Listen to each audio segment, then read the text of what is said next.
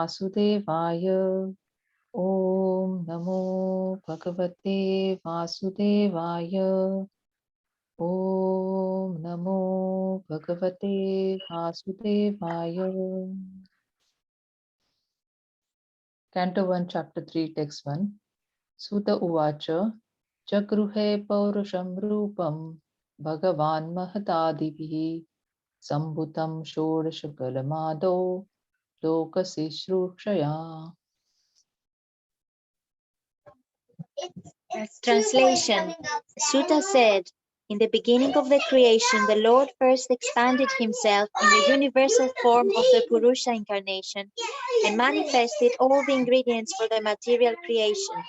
And thus at first there was the creation of the 16 principles of material action. This was for the purpose of creating the material universe. Hare Krishna, there is so much background noise, we can't even hear your recitations, Mataji. I'm sorry, I'm going to change room. Thank you so much. I'm so sorry, Mataji. Thank you. Hare Krishna. Hare Krishna. So Sutta said, in the beginning of the creation, the Lord first expanded himself in the universal form of the Purusha incarnation and manifested all the ingredients for the material creation. And thus at first there was the creation of the 16 principles of material action. This was for the purpose of creating the material universes. Text 2. Yasyambhasi shayanasya yoga nitram vitanvataha nabhirudam bujadasit brahma vishvasrujampatihi. A part of the Purusha lies down within the water of the universe.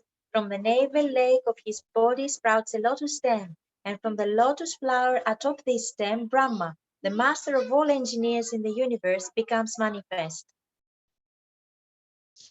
Text 3. Yasya vayava sansthanehi kalpito lokavistaraha tadve bhagavato rupam vishuddham sattvamurjitam.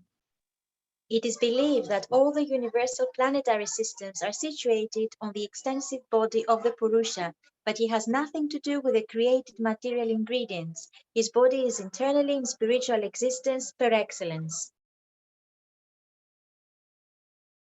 Text 4. Pashyantado rupavadam apracha chakshusha sahasrapador pujanan adbhutam sahasramurdha shravanakshi nasikam sahasramaulyam amparakundalo lasat.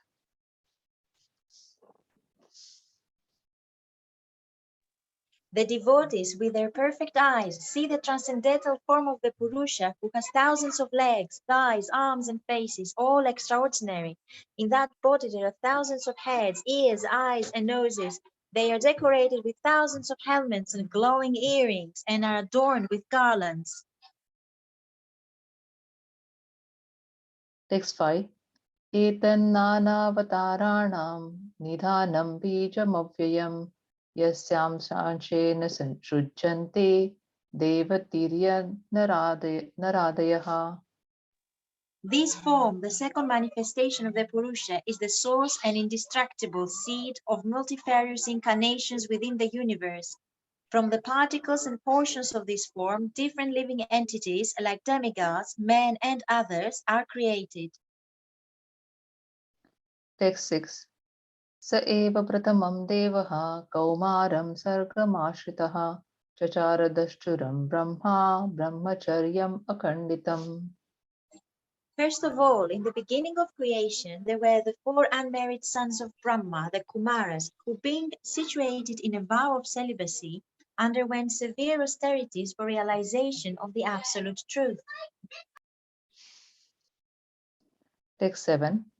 Dvitiyam tu bhavayasya rasatalagatam mahim uddharishya nupadatta yadneshah saukaram vapuhu. The supreme enjoyer of all sacrifices accepted the incarnation of a boa, the second incarnation, and for the welfare of the earth, he lifted the earth from the nether regions of the universe. Text 8.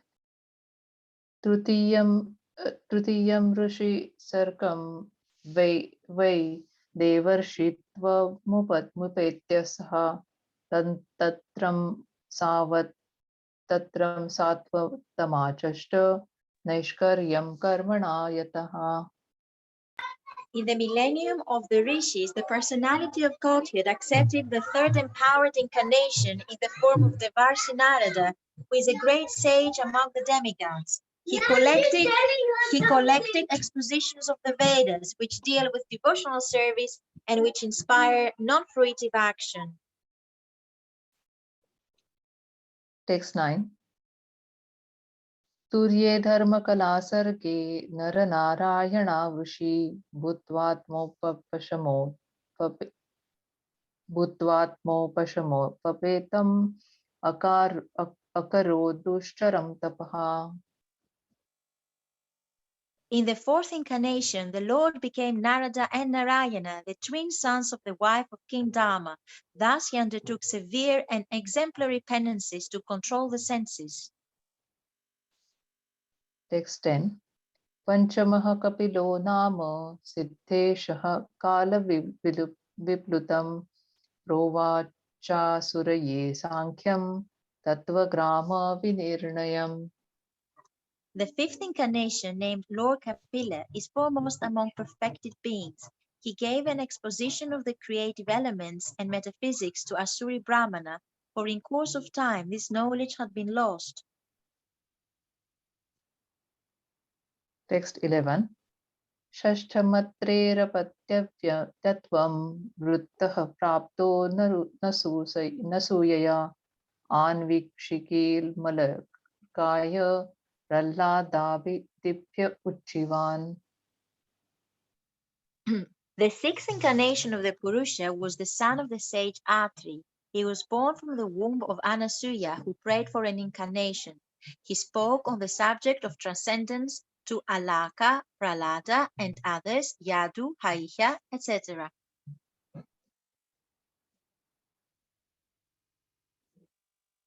Text 12. Tatah saptam akutyam rucher yajayat sa yamaddehe suraganer apat swayam bhuvantaram. The seventh incarnation was Yajna, the son of Prajapati Ruchi, and his wife Akuti. He controlled the period during the change of the Savyabhuva Manu and was assisted by demigods such as his son Yama. Text 13. Ashtame merudevyam tu nabherjat urukramaha darshayan vartmadhiranam sarvashraman namaskrutam. The eighth incarnation was King Rabsha, son of King Nabhi and his wife Narudevi. In this incarnation, the Lord showed the path of perfection, which is followed by those who have fully controlled their senses and who are honored by all orders of life. Text 14. Rushirbhiryachito bheje navamam parthivam vapuhu dugdhe mamo shadhi vipraste vipras tenayam sa ushattamaha. O Brahmanas, in the ninth incarnation, the Lord, prayed for by sages, accepted the body of a king, Prithu, who cultivated the land to yield various produce, and for that reason the earth was beautiful and attractive. Text 15. Rupam sachakruhe matsyam chakshusho dati samplave navyaropya mahimayam apadveva swatam manum. When there was a complete inundation after the period of the Chakshusha Manu and the whole world was deep within water, the Lord accepted the form of a fish and protected Vaisvata Manu, keeping him up on a boat. Text 16. Sura surana mudadim mathanta मन्दराचलं दध्रे कमठरूपेण श्रुष्ठ एकादशे विभुः.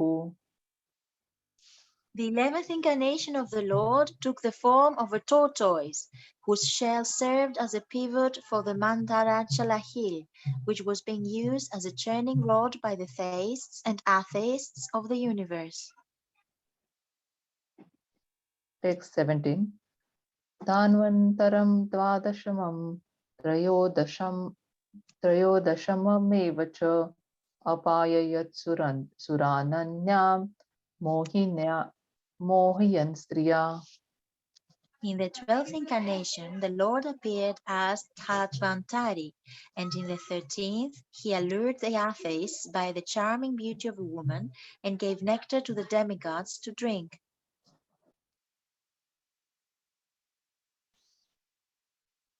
Text 18. Chaturdasham Narasimham Bibhratyaiन्द्रमूर्जितं ददार जैरुरावे akam कटकृद्यथा. In the 14th incarnation, the Lord appeared as Nrsimha and bifurcated the strong body of the atheist Hiranyakashipu with his nails, just as a carpenter pieces clay. Text 19. Pachadasham Vamanakam Krutva Gadatvaram Balehe Padatrayam Yachamanaha Ratyadistu Stri Ishtapam. In the 15th incarnation, the Lord assumed the form of a dwarf Brahmana, Vamana, and visited the arena of sacrifice arranged by Maharaja Bali. Although at heart he was willing to regain the kingdom of the 3 planetary systems, he simply asked for a donation of 3 steps of land. Text 20. Avatare Shodashame Pashyan Brahma Druho Nupan Tri Sapta Krutva Kupito Nikshatram Karon Mahim. In the 16th incarnation of the Godhead, the Lord, as Prukpati, annihilated the administrative class, Kshatriyas, 21 times, being angry with them because of their rebellion against the Brahmanas, the intelligent class. Text 21. Tataha Saptadashe Jataha Satyavatyam Parasharat Chakre Vedataroho Shakha Drushtva Punsolpar Medasaha. Thereafter, in the 17th incarnation of Godhead, Sri Vyasadeva appeared in the womb of Satyavati through Parasaramuni, and he divided the one Veda into several branches and sub-branches, seeing that the people in general were less intelligent. Text 22. Naradevatvapannaha Surakarya Chikirshaya Samudra Nigrahadini Chakre Viryanyataha Param. In the 18th incarnation, the Lord appeared as King Rama. In order to perform some pleasing work for the demigods, he exhibited superhuman powers by controlling the Indian Ocean and then killing the atheist King Ravana, who was on the other side of the sea. Hey Krishna, thank you so much, both of you. Amir and Mataji, thank you so much for very nicely recited the English. And Shubhada Mataji very nice and fluently recited the Sanskrit. Well done, both of you. Thank you so much. I'll stop sharing that. Hare Krishna everyone. Hare Krishna Prabhu, and apologies for my wrong recitation at times. No, it was mostly fine. I think you were reading from a local language, and your pronunciation was very nice. But sometimes the break of the verse, because you were reading it on that, and also there was one long verse where meter, the tune would have been. You could got the whole thing better if the tune was a longer tune. Yeah, Otherwise, it was fantastic. Thank you so much. Your pronunciation was very nice. No problem. Thank you. So much. Hare Krishna. Okay, let's move on and share the. Okay, there's a message here from Uma Fernandez. This is our first meeting. Please, okay. Welcome, welcome. Uma Mataji, thank you so much for joining. So nice to see you. Hare Krishna. Hare Krishna. Okay, let me just share the screen with the PowerPoint. No, before that, I need to bring it to the top.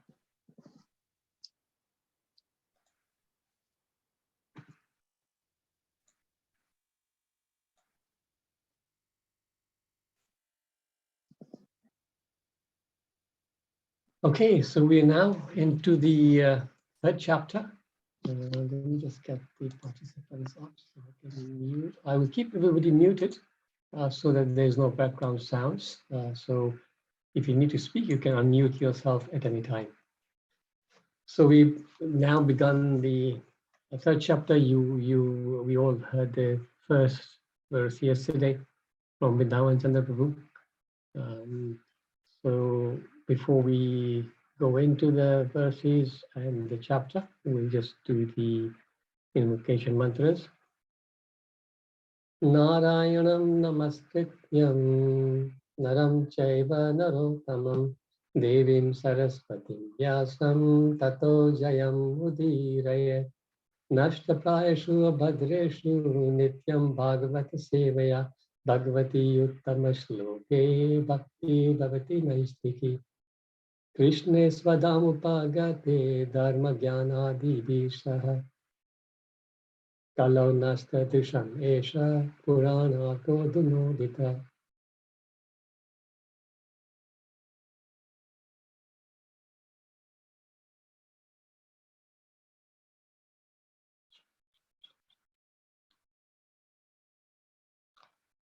So we will just do the so chapter 3 is Krishna is the source of all incarnations. A very nice chapter. This particular chapter contains the Paribhasa Sutra, where Krishna to Bhagavan Swayam, that verse, which is the essence of the whole Bhagavatam. So we just started, so the review will be only for the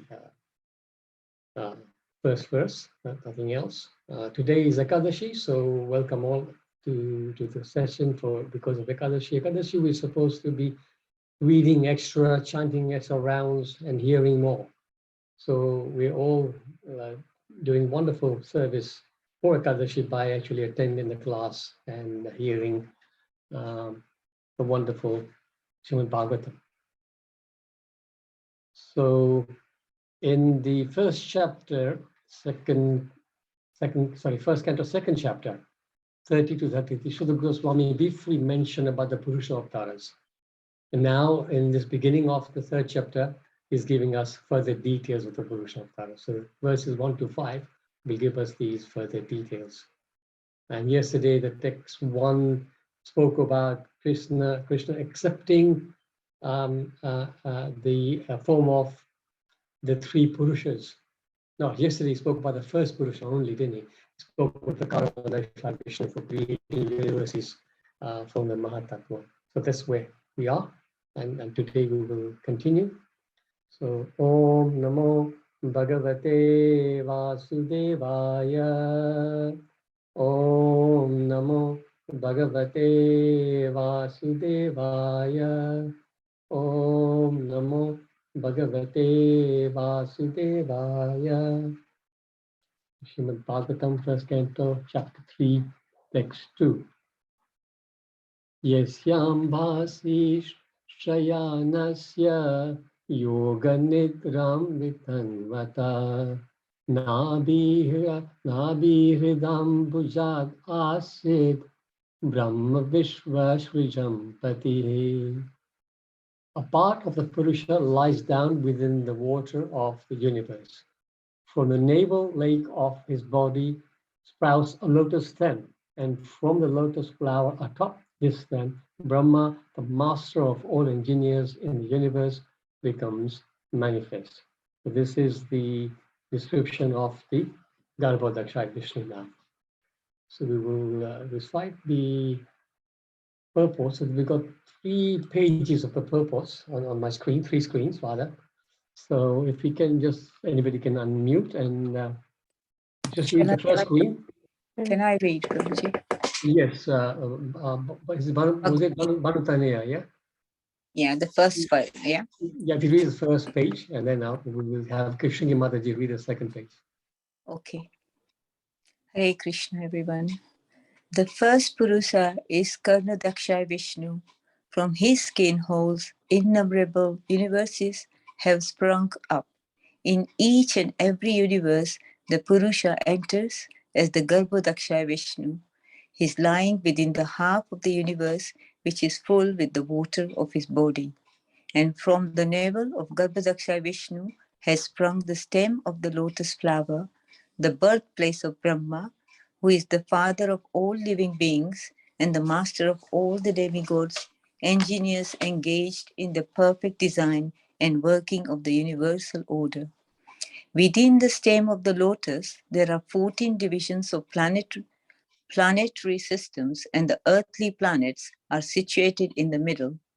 Upwards, there are other better planetary systems, and the topmost system is called Brahmaloka or Satyaloka. Downwards from the earthly planetary system, there are 7 lower planetary systems inhabited by the Asuras and similar other materialistic living beings. Hare Krishna, thank you. You can continue with the last part of the Okay. scene, yeah. From Garbhodaksha Vishnu, there is expansion of Kshirodaksha Vishnu, who is the collective Paramatma of all living beings. He is called Hari, and from him all incarnations within the universe are expanded. Thank you so much. Thank you. Krishna Mataji, you can read the next one. Therefore, the conclusion is that the Purusha avatar is manifested in 3 features. From the Karandakshayi, who creates aggregate material ingredients in the Mahatattva. Second, the Garbhodakshayi, who enters in each and every universe. And third, the Kshirodakshayi Vishnu, who is the Paramatma of every material object, organic or inorganic. One who knows these plenary features of the personality of Godhead knows Godhead properly, and thus the knower becomes freed from the material conditions of birth, death, old age, and disease, as it is confirmed in Bhagavad Gita. Shall I continue? Stop here. Yes, please. Yes. In this slok, the subject matter of Mahavishnu is summarized. The Mahavishnu lies down in some part of the spiritual sky by his own free will. Thus he lies on the ocean of Karan, from where he glances over his material nature, and the Mahatattva is at once created. Thus, electrified by the power of the Lord, the material nature at once creates innumerable universes, just as in due course a tree decorates itself with innumerable grown fruits. The seed of the tree is sown by the cultivator, and the tree of the creeper in due course becomes manifested with so many fruits. Nothing can take place without a cause. Thank you so much, Krishna Mataji. One more, somebody else can unmute to read the last page. Hare Krishna Prabhuji, can I read it? Welcome, Prabhu. Please go ahead. Hare Krishna. The Karana ocean is therefore called the causal ocean. The Karana means causal. We should not foolishly accept the atheist theory of creation. The description of the atheist is given in the Bhagavad Gita. The atheist doesn't believe in the creator, but he cannot give a good theory to explain the creation. Material nature has no power to create without the power of the Purusa, just as a Prakriti or woman cannot produce a child without the connection of a Purusa or a man. The Purusa impregnates and the Prakriti delivers. We should not expect milk from the fleshly bags on the neck of a goat, although they look like breastly nipples. Similarly, we should not expect any creative power from the material ingredients. We must believe in the power of the Purusa, who impregnates Prakriti or nature. Because the Lord wished to lie down in meditation, the material energy created innumerable universes at once. In each of them, the Lord lay down, and thus all the planets and the different paraphernalia were created at once by the will of the Lord. The Lord has unlimited potencies, and thus he can act as he likes by perfect planning, although personally he has nothing to do. No one is greater than or equal to him. That is the verdict of the Vedas. Hare Krishna. Hare Krishna. Thank you. Thank you, Prabhupada ki jai.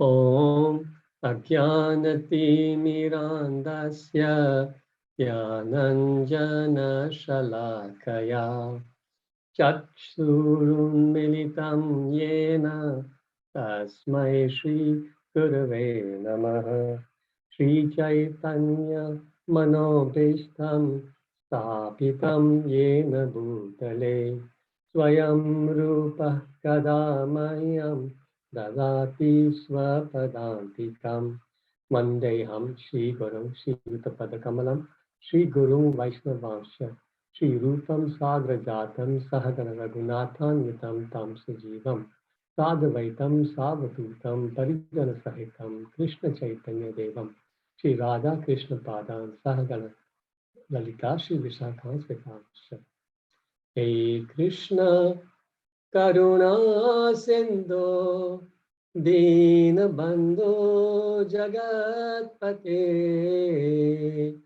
Gopesha Gopika Kanta Radha Kanta Namostute Sapta Kanchana Gaurangi Radhe Vrindavaneshwari Vrishabhanu Sute Devi Pranamami Hari Priye Vancha Kalpatarubhyascha Kripa Sindhubhya Evacha Patitanam Pavanebhyo Vaishnavebhyo Namo Namaha Shri Krishna Chaitanya Prabhu Nityananda Shri Advaita Gadadhar Shri Vasadi Gaura Bhakta-vrinda Hare Krishna Krishna Krishna Hare Hare Hare Rama Rama Rama Hare Hare Shri Prabhupada Ki Jai Namo Om Vishnu Padaya Krishna Prasthaya Bhutale Srimate Bhakti Charu Swami Niti Namine Snigdha Cheta Supraneta Vagmi Namcha Rasaputam Prabhupada Gata Prana Naumi Bhakti Charu Namo Om Vishnu Padaya Krishna Prasthaya Bhutale Srimate Bhakti Vedanta Swami Niti Namine Namaste Saraswati Devi Gauravani Pacharine Nit Vishesha Sunyavadi Paschatari Shri Prabhupada Ki Jai. So yes, long purport. So lots of things to discuss. Let's see how far we get. So we just, as usual, go into the purport and just pick out the main points. So Prabhupada says the first Purusha is the Karunadaksha Vishnu, and from his skin holes innumerable universes have sprung up. So it's the Mahavishnu. So he's lying on the. And Prabhupada makes a point here, by his free will, by his own free will. So unlike us, when we move from one body to the other, one yoni to the other, it is not by our will. It is done by the will of the supreme authorities, and we are put into different rooms according to our karma. Karmana daiva netrena. But the Lord does everything by his free will. He is completely Swarat. We may have little independence, but the Lord is Purna Swarat. From there, he glances over his material nature, Pradhana, and the Mahatattva is at once created. Mahatattva contains the aggregate material ingredients. And then, energized by the power of the Lord, the material nature at once creates innumerable universes which emanate from the pores of the skin. So this is repeating the top line. So two words mentioned here. So there's Mahatattva and Pradhan. So who can explain the difference between the two, or are they the same? Hare Krishna Prabhuji. Hare Krishna, Hema Mataji. Pradhan, as far as I understand, is the dormant state. And Mahatattva is the agitated state. That's how, and that's the ingredient for the creation of the universe. That's good. That's correct. Thank you so much, Hemamati. Perfect. Perfect. But it's not, despite sometimes when you read Prabhupada's purports, sometimes you feel that almost interchangeably he uses these two, Pradhan and Mahatattva, and they seem to be the same substance. But actually, you quite rightly distinguish them. So Pradhan is the indifferentiated form of the sum total of the material energies. So that pradhan is the example that I thought of was, if you make dough and just keep it there, that dough is there. It's basically how to say, it's not doing anything, right? But then when the dough is put on a frying pan and heat is given, then that dough becomes chapati. So similarly, Pradhan, it is undifferentiated sum total of all the material ingredients, but they are all not doing anything. But they're agitated when they're impregnated by the Lord's glance. And at once, it then starts to become animated. And that is the Mahatattva. So that is the best way to explain the two. And once somebody also explained it, that from when we view it from this angle up is the Mahatattva, from the Lord's angle down, it is the Pradhan, like that. But it's quite important to understand the two differences.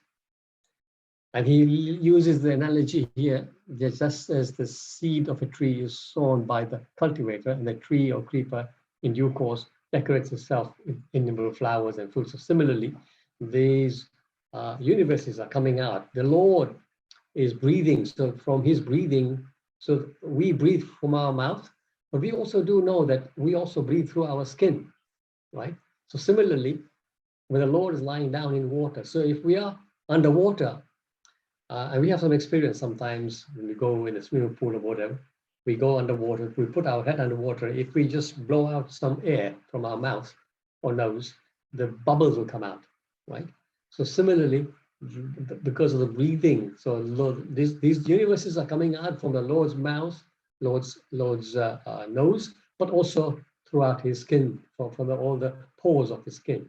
So it is said that sometimes these universes are bigger and smaller sizes. So depending on where they're coming out from, the universes are different sizes. The Earth, as we know, is one of the smallest, so our universe rather, is one of the smallest universes. There are universes which are 10 times, 15 times, 1,000 times bigger than our universe. So it is mind-blowing. So there's a picture I found on the net which actually describes this first action quite nicely. So the Lord is lying down and he's glancing at this Pradhan, and then it's turned into Mahatattva. And that is actually Prakriti, which is Mahamaya, of course, Ma Durga. And it also shows here position of Lord Shiva, the Shiva Loka or Kailash, Sadashiva Loka, which is in between the material nature and the spiritual world. It's a special position he's got. He is not material, but he is not entirely spiritual. Then Prabhupada continues, in each of the universes, the Purusha enters as the Garbhodakshaya Vishnu. He's lying within the half of the universe, which is full of water, full with water of his body. So each universe, the Lord enters, so Karanadakshaya Vishnu expands himself into Garbhodakshaya Vishnu. He enters and he lies in the water, which is actually created from his own body, fills half of the universe with this water, and this becomes the Garbhodak ocean, and he lies on the Sheshanag there. So in every universe, this happens. And then from the navel, so here, from the navel of Garbhodakshaya Vishnu has sprung the stem of a lotus flower, the birthplace of Brahma, who is the father of all living beings and the master of all the demigods, of the demigod engineers engaged in the perfect design and working of the universe. So Lord Brahma, who is the original creator, original creator is Lord Vishnu. He is the sub-creator. So from the total material elements that the Lord provides him in the Mahatattva, Lord Brahma then creates the universes, and he gets the knowledge of how to do this also from the Lord himself. The Lord, then the Brahma Hridaya Adikave, the very first verse of Srimad Bhagavatam, where it is explained that when Lord Brahma, when he appeared on this lotus flower, there was total darkness.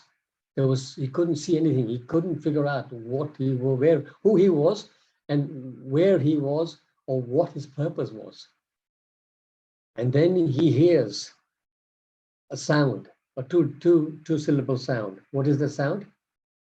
Tapa, Tapa, tapa, Tapa, tapa, exactly. tapa, 3 times. 3 times. 3 times he hears tapa, tapa, tapa, and he understands that this tapa means austerity. Tapa means, actually the word tapa means heat, but heat also means austerity.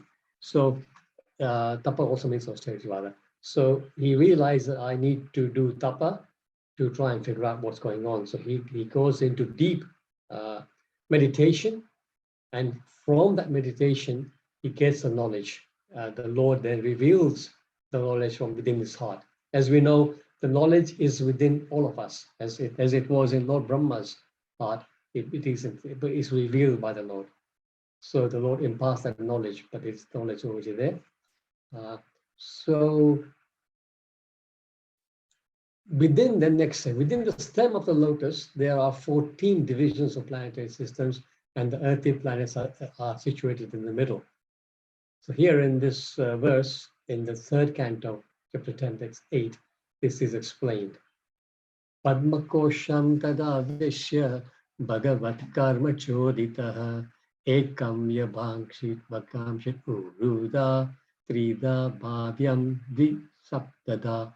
So thus engaged in the service of the Supreme Personality of Godhead, Lord Brahma entered into the world of the lotus, and as it spread all over the universe, he divided into 3 divisions of worlds, and later into 14. So this is very nicely depicted in this diagram, which is very famous. Everybody must have seen this. So you can see that stem of the lotus, how huge that must be, because that stem actually contains the total universe. And it was in one form. It was just one solid mass at one point. And Lord Brahma, then, is explained in the previous slide. He divided first into 3, so higher planets, middle planets, and lower. So he divided into 3, and then into 14, as it is said here. The upper planets, Bhulok, Bhuvalok, Swarlok, Mahalok, Janalok, Tapalok, and Satyalok. And down, Atala, Vitala, Sutala, Talatala, Mahatala, Rasatala, and Patala. So these are the 14 planetary systems. It's not that there's one planet each. It's actually, you can think in a lateral way. So there are many, many planets. Even the Earth, we are not the only ones. There are many, many earthly planets, which we haven't discovered yet. So it's a whole planet system. So all these are planet systems. So the earthly planets are in the middle. And the earthly planets, it is explained in other places that Earth is actually the most conducive place for us to get out of this this material world. Because in the lower planetary systems, there is not much ability for people to cultivate pure devotional service. Similarly, in the upper planetary systems, although they are very pious living entities, maybe, but they are so preoccupied with amazing amount of sense gratification that they're also not able to really develop pure devotional service. But in the earthly planets, there is the right conducive environment for living entities to develop loving devotional service to the Lord. And also, Bhaktacharya Maharaj once explained that you can imagine that if this is like a 14-story building, right? And you've got 14 stories below and 14 stories up. Sometimes you get like cruise ships like this. The cruise ships have like decks all the way down and then also up. So to get out of that building, coming back to the building analogy, if you want to come out of the building, you can't come out from the bottom because there's no way out. You can't come out from the top because you will fall if you jump out from the window here. So you need to come to the ground floor and then come out. So similarly, we need to, whilst we are on the earthly planets, which seemingly from here you can see the hierarchy is not as high as good as Janaloka, Tapaloka, Maharloka. Those planets are very, very opulent. But in terms of getting out of this material world, earthly planets is the best situation to be in. So Prabhupada continues here, upwards there are better planetary systems, and the topmost system is called Brahmaloka or Satyaloka. That's where Lord Brahma resides. Downwards, there are 7 lower planetary systems inhabited by the Asuras and similar other materialistic beings. But even down here, actually, we must not think that it's all hellish. There are hellish planets below all this. But some of these, Atala, Vitala, Sutala, some of these planets are actually called, what do they call them? Subterranean heavenly planets. So there is a lot of opulence down there. But what they don't have is they don't have direct sunshine, because below the earthly planets, the sun doesn't shine. The sun only shines up here. So they are lit by, apparently they're lit by the gems or the heads of the Nagas. So that's what's explained. Now, question is, why did Lord Brahma create 14 planetary systems? Why did he not leave it as one? Anybody think of an answer? Sorry, my speculation. Is it because of the consciousness? Yes, in a way, it's right. Yes, it's because of different kinds of consciousnesses. So in all these planets, you can see the people living at it are divided and living in all these planets not by chance, but they're living in these different planets because of their karma and guna. So because of that, this had to be created. This is explained in the 3rd canto again, 10:9. Is etavan jivalokasya samasta beda samrahata dharmasya hi animitrasya vipaka parameshtishasu. Lord Brahma is the most exalted personality in the universe because of his causal devotional service unto the Lord in mature transcendental knowledge. He therefore created all the 14 planetary divisions for inhabitants by the different types of living entities. Like you were saying, different consciousnesses, right? The Supreme Lord, the purport says, the Supreme Lord is a reservoir of all qualities of the living entities.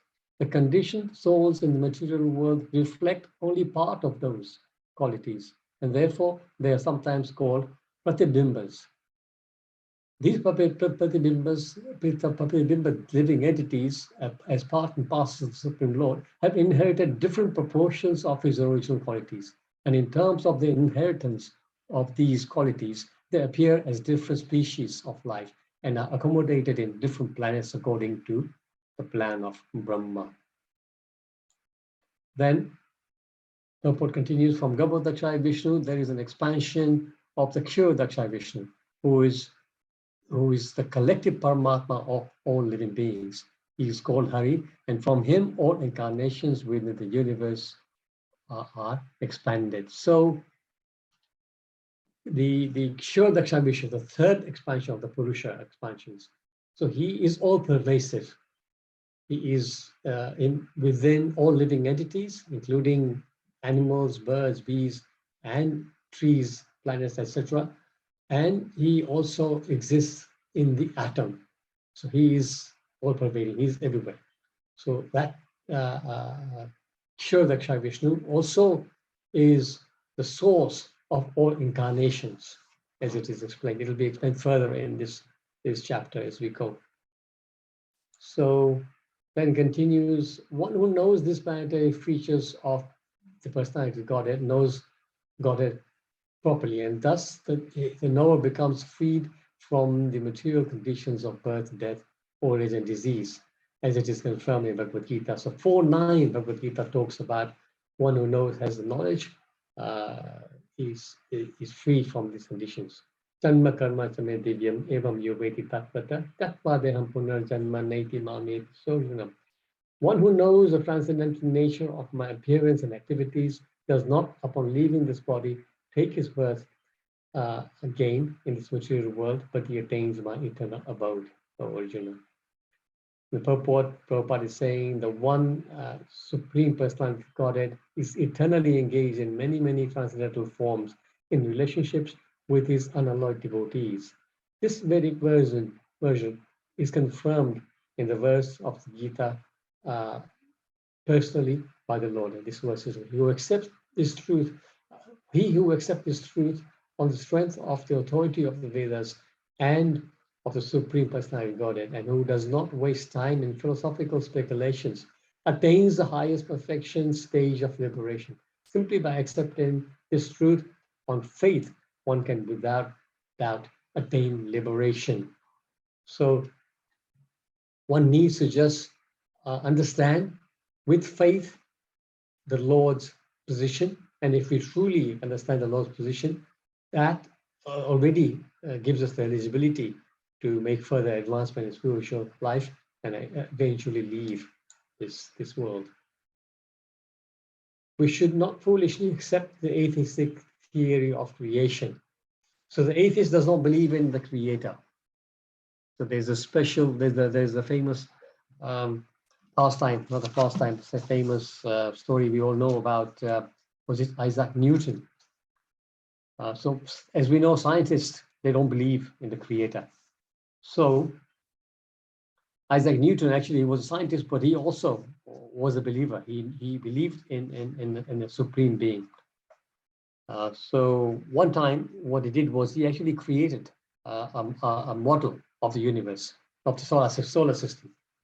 Beautifully done, to nice proper dimensions, and it was done with like a crankshaft, which by moving the crankshaft, all the planets and everything would move exactly as like they're moving the universe. And he put it on a large table in his living room. One time, one of his friends, an atheist scientist, came to see him, and he was just admiring this as he was playing with it. And then he asks Isaac Newton, who made this? So Isaac Newton said, this morning I just came down, and it was there. He just created himself. So the other scientist says, no, come on, how can that be true? How can something like this be created by its own? Then Isaac Newton says to him, so you don't believe that this small model of the universe was not created by anybody, it didn't happen by itself. But you believe this whole amazing universe, which is unfathomable by all of us also, was created by itself. You know, that's the fallacy of the scientists' beliefs. But so they cannot give a good theory to explain the creator. They can't. So their theories are the Big Bang theory, etc., etc., etc. But there's no proper information there. They're still searching. Whereas our shastras actually give the information. They should just stop wasting all the time and take the authority of the shastras and understand the detailed information that our shastras give. Atheists say that the material nature creates by on its own the following. Okay, so yeah, we spoke about that already. Prabhupada gives two analogies here. He says that the woman cannot produce a child without the connection of a man. The material nature has no power to create without the power of the Purusha. Second is talking about this. The goats apparently have fleshy bags on their necks, and they look like bristly nipples, but they cannot produce any milk. Similarly, we should not expect any creative power from material ingredients. It is the Purusha who impregnates the Prakriti or nature. I'm zoning away. Let's take the last line. So then, the Lord has unlimited potencies, Prabhupada says, and thus he can act as he likes by perfect planning. Although personally he has nothing to do. No one is greater than or equal to him. So this is very nicely explained in the Svetasvatara Upanishad 6.8. Natasya karyam karanam cha vidyate natat samashabhitakas chabhitakas Chatishyate Parasya Shakti Vividaiva Shuyate Swabhaviki Jnana Bala Kriyacha. The Supreme Lord has nothing to do, and no one is found to be equal or greater than him. For everything is done naturally and systematically by his multifarious energies. Prabhupada often quotes this last two lines of this verse in his lectures. So this is all I could present for this part. So let's now just get some reactions, some any corrections, realizations from this important verse. Hare Krishna Mukunda-Hari Prabhu, please accept. Hare I just wanted to know that, the lower planetary system, what kind of a body do they have? We know the earthly planet, what different animals, and what kind of a body do they have in the lower planetary system? So I don't remember reading about the kind of bodies in the lower, but there are all kinds of there are planets full of snakes. Yeah, there are planets full of all kind of demons. Demons actually slightly higher. The demons are supposed to be in different planets, but yeah. So lots of different kinds of living entities are there. But yeah, I'm sorry, but I don't know the exact answer. Does anybody have the answer? Only thing I understand from Prabhu, who actually he cultivate this. He was doing one-day class in the manor. He was saying the very lower planetary system, wherever the living entities are, they have much more opulence than the higher, because that's why their material is so engrossed that it will take them long time to be liberated. That's what he was saying. Yeah, they're much more opulent. Yeah, that's true. Materially, they're much more. Exactly. So this is why I mentioned in my class that it's called the subterranean heavenly planets. Not all of them. As you go lower, they get worse and worse. But some of the upper ones are actually more opulent than the Earth, for sure. Yeah, that's what you were saying. Thank you. Thank you, Palika Mataji. Yes. There's a question on the chat box here from iPhone. Does the Mahat Tattva include the living entity souls that are not material? The definition we have been given is that the sum total of the material ingredients. So no, the Mahat Tattva actually, first of all, the Pradhana is a total material indifferentiated or ingredients. But the Mahat Tattva actually, by the time it comes to Mahat Tattva, at that time, it has already received the glance of Lord Vishnu, and that glance of Lord Vishnu, the Kala, that contains, that transmits the souls, the living entities into Mahat Tattva. So yes, in that sense, they are there. Hare Krishna Prabhu. Hare Krishna Alpesh Prabhu. Hare Krishna Prabhu. Thank you for your class, and it was wonderful again. It's getting nicer and nicer every day. Of course, this is a difficult topic, and you're making it very easy for us to understand. There was one thing I wanted to little bit understand is that, you said that this universe is one of the smallest, and this process of Karnadaksha Vishnu and Garbhadaksha Vishnu, and that process carries on in this universe. So is it same process carries on in all other universes? That's the one question. And if it is, then again, is there again those there are this number of planetary system there as well, like higher, middle, lower? Yes. And also, is there also this? I heard about Brahma as well. They have different heads. They have more heads, and some has 1,000 heads and whatever. So can you clarify this bit on that bigger context, please? Thank you, Prabhu. Sure, yes. So this question was asked to Bhakti Charan Maharaj in one of the sessions. So his answer was that in every planetary system, in every universe, there's Brahma, And in every universe, there are 14 planetary systems. So this is standard in every universe, right? And they may be called different things in different universes, but the standard is there. And as you mentioned, there are Brahmas with many more heads. And we see this. There's a pastime when Lord Brahma goes up to the Milk Ocean and he wants to have darshan with Lord Vishnu. So the gatekeeper says, "Who are you?" So he says, "I'm Brahma." So the gatekeeper goes and says, "Brahma is here to see you." So Lord Vishnu says, "Ask him, which Brahma are you?" So he comes back and says, "Which Brahma are you?" Ask him. So he says, "Well, I'm Brahma." He doesn't know at this stage that there are other universes. Even Brahma doesn't know. He only knows about this universe.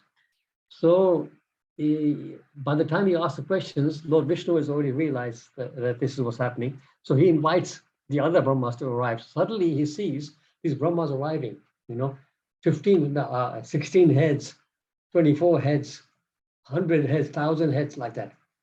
And then when he goes to Lord Vishnu then explains to him that, yes, you are a Brahma, but there are other Brahmas who are Brahmas of much larger universes. And because these universes are much larger, they need many more heads. So yes, that's completely true. Does that answer your question, Prabhu? Yeah, thank you. Thank you so much. Thank you, Prabhu, on that. Just to follow on from there, we talked about the universe itself and this theory which we talking about, that all the Big Bang theory which scientists claim that it occur, and as a result of all this is happening. And of course, when you talk to somebody just new to all this, they sometimes find our concept of explanation probably difficult with the theory of this, Brahma was created, and then from Brahma, which we saw that the material energy and combination of the Lord and material energy and the material world was created. And yesterday, I think we were talking a similar thing, that everything is spiritual, which actually intention for the Lord was everything spiritual was created. But because of the false ego, actually it turned into material. And then the different planetary systems started, like the higher planet has different modes, like you just mentioned, of and then middle planet has bit of mixed passion and goodness, and the lower planet has ignorance, more of ignorance, kind of gunas, basically, right? Yeah. So is again, this thing actually continues in other planets as well. And when you look at the way they explain in the what do you call television, some of they show the planets and it looks empty, just like I think there's a very famous quote by Srila Prabhupada that actually nobody went to Chandralok. Like, Chandralok is so far. They need a different kind of a body and different kind of. So I think that always comes in the mind of, when we trying to explain to somebody that these people did go to Chandralok or didn't go to Chandralok, or, are they just talking all this nonsense at the moment? Well, I don't know what's your thought on that is at the moment, because everything when they showed, it looks empty when they show Mars and whatever. So yes, exactly. So this controversy, of course, this is Prabhupada raised it at the time, and people, there was a big controversy about this. But since then, we also know that not from other places as well, there are these kind of theories. These people have raised doubts about the moon landing, etc., etc. So this is something really beyond our conception. Whether they went or not, that doesn't really matter. But what Prabhupada explains in his lectures is that in every planet, there are living entities, right? Now, for example, even in the sun, he often gives the example of the sun. The sun planet has got living entities. So people would first of all say, no way, how can anybody live on the sun? Because it is so hot there, right? So then we say, so we're trying to measure it from our angle, from our limited sense perception. So our limited experience of how a living entity can live, right? So, but it is just like on the earthly planets, our bodies are made mostly of water and earth, right? So similarly, in the fiery planets like the sun planet, the bodies are made mostly of fire, so they can live there, right? So their bodies are like that. Just like we as human beings, we cannot live in water. We can go underwater for a few minutes, maybe 1 or 2 minutes, 3 minutes, but we need to come out unless we have special equipment. So, but we can see the fish, they are living there quite happily. They will be completely out of in trouble if they came out. So there are living entities like this on this Earth planet who are living in different way. People, they're living in the air, right? Insects are living in the air.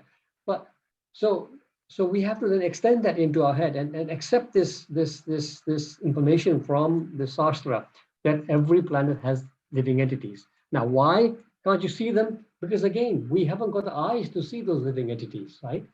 We need to, Prabhupada says, that we need to qualify ourselves, first of all, to go. We can't just like you want to go to America, you need to qualify yourself to go to America. Qualification means you need to get a visa, you need to get the tickets, all that, like that. You can't just turn up. So but just Prabhupada says, you can't just take your Sputnik and go to the other planet, because that you will not make any headway there. But if you wish to go to the moon planet, for example, then in the Vedas, there are prescriptions given of what kind of austerities you must perform to qualify to go to the moon planet, and then you will be born in a moon planet next time, and you will have a body that is suitable for that environment, and you will be living there, and you will then interact with other living entities on that planet. So similarly, every planet, there is no planet which is not inhabited. That is what Prabhupada always says. Well, in Brahma Samhita also it says, doesn't it, 33, text 33. Anybody know Brahma Samhita 33, first verse? Advaitam Vachutam Anadim Ananta Rupam Adyam Purana Purusho Navayavanam Cha. No, that's it. I'm mixing two words. Advaitam Vachutam Anadim Ananta Rupam Adyam Purana Purusham Navayavanam. No, okay, that's the wrong verse. But anyway, he's explaining many places that there are living entities in every planet. Now, coming back to your question, beginning of your question about the scientists cannot accept this. Yes, to be honest, even us, before, when we first come to this knowledge, because we have been also conditioned because of our schooling and education, because we're thinking also a little bit like the scientists, material scientists, we find it difficult also. But then with faith, the knowledge becomes solidified. Because first of all, you need to have faith that there is God. If you haven't got that faith, then nothing makes sense to us, right? So, Ado Shraddha. First, we must have some faith. Then with that faith, everything makes much more sense. So now, if you look at the information given in the Bhagavatam, everything makes sense if you accept the supreme power of the Lord. If somebody doesn't accept that there can be such a powerful person, then he cannot accept that there can be a Brahma, or there can be somebody who can create a universe or millions of universes. So that information comes only with faith. And once you have the faith, it makes sense. What I will say though, that after you have the faith, what you read makes a lot more sense than what the scientists make sense. Like I was saying with the Newton example, whatever the theories are, they have actually no basis. Why? Yeah, there seems to be no, and they are still going around in circles. They can't explain it. So we have to take the knowledge from Shastra. You know, as we know, the knowledge comes in three ways, right? You can have the pramanas, right? We have the Pratyaksha, Anuman, and Shabda. Pratyaksha means something that you can perceive, but that is limited because our perception itself is limited. We have quite limited powers, so that's faulty.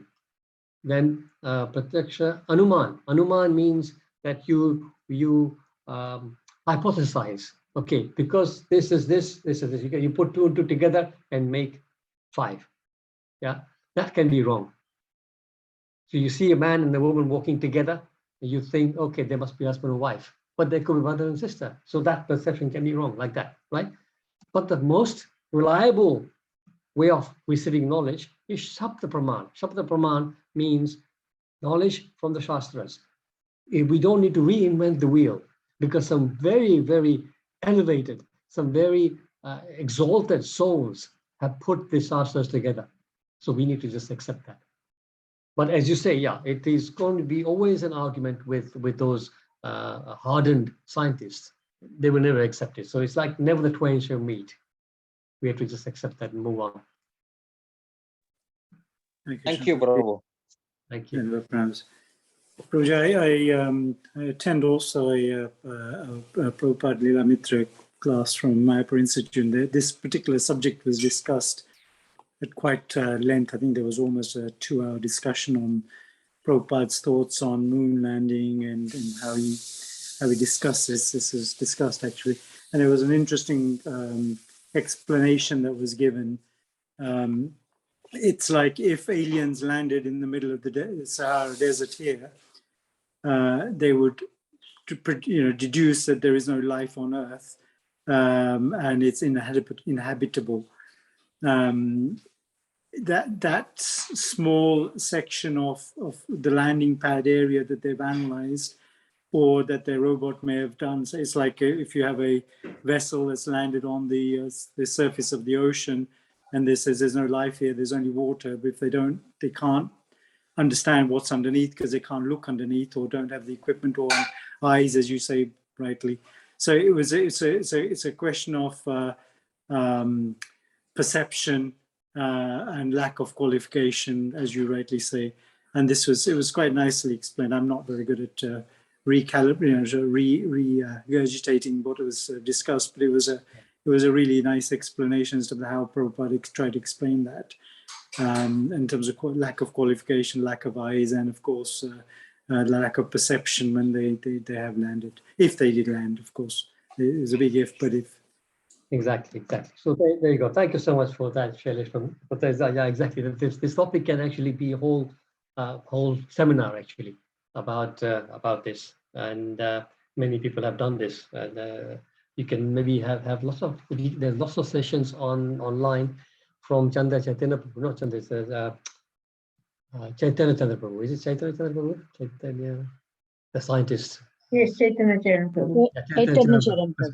Spiritual scientist.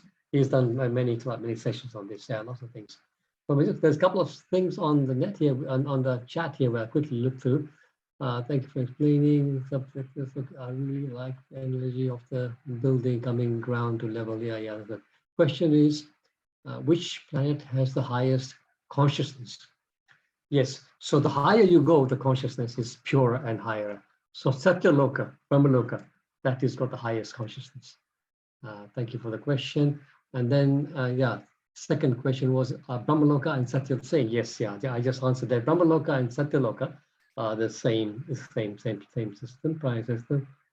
Then what the thank you. Yeah, thank you for your appreciation here. Yeah, there's some okay. Query on Chandra. Somebody's got this is Anil and Mamta. Anil Sharma Prabhu. Okay, question is, please, there is one query in, is the Chandraloka as mentioned in the Shastra the same as moon planet, which we see from Earth, or it's some different planet? So this is a good question. And Prabhupada has explained actually that Shastra explains that the moon planet is even further away from the sun planet. So that is actually Chandraloka. And what we see, the moon in the sky, that could be one of the stars, actually. If you see in the 10th chapter of Bhagavad Gita, Nakshetram Nam Sashiham, that I am of the stars, I am the moon, like that, right? So there could be localized moons, I suppose, for certain planets, but not the actual Chandraloka that the Shastra is talking about. So good question. Thank you, Prabhu. Okay, coming up to 9 o'clock, devotees. Thank you so much. This is really, this section of the Bhagavatam is very interesting, but also quite taxing. We need to really have our wits about us and really concentrate because a lot of deep knowledge in here. And Prabhupada's purports make lots of things very clear for us, thankfully. Imagine if we had just the text to deal with, we would be completely lost. So all glory to Srila Prabhupada. One more thing that came through. Let me see if there's a short one. Okay, just saying thank you. Okay, thank you so much, Prabhuji, Swadaji's. Thank you so much for your time. Vancha kalpatarubhya kripa sindhu. Thank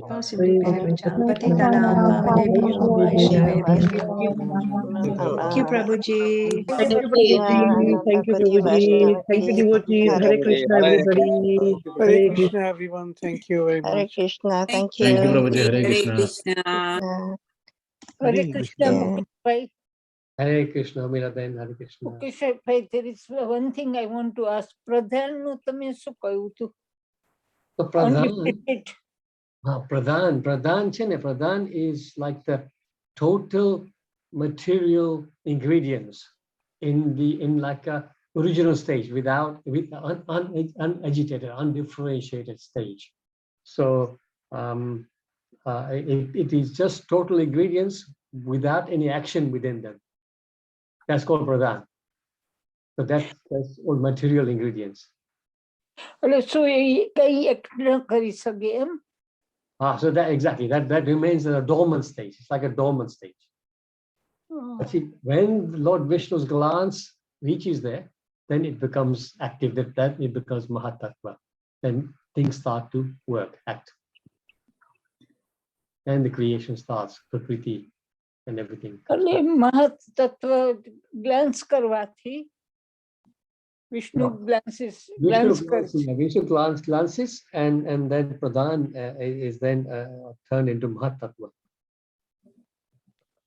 Pradhan, Vishnu glance kare to Mahatattva. I mean Pradhan Mahatattva. Exactly. But see, this is what I'm saying. I was saying in the class that many times people will say, and the classes in the purport also will say that the Vishnu glance and Mahatattva. So it's a question of the spiritual world. Time is a concept which is alien. So exactly how and when and what time it changes, that is difficult to understand. But it's just best for us to understand that one is undifferentiated, one singular set of components. But when the glands and the elements are the living entities are entered, then everything starts to work, because matter cannot work on its own. Matter can only work with spirit. So spirit spark in the form of living entities enter, that's when activity begins. Okay, thank you so much. Thank you, Hare Krishna, Mukesh. Hare Krishna. Thank you very much, Prabhuji. Thank you, Krishna Vari Mataji. Thank you. Explanation. Yeah, that becomes more clear. Like Hema Mataji and you explained. I always get confused with Mahatattva and this, Pradhan. So thanks. Thank you so much. Hare Krishna. Wonderful explanation. Hare Krishna. Hare Krishna. Okay, Hare Krishna. I'll see you all next week, but you'll be on the classes over every day, of course. Thank you so much. Hare Krishna, Prabhu. Yeah. Thank you. Thank you for nice questions. Thank you, Hare Krishna. Thank you, Rupa Mataji. Hare Krishna.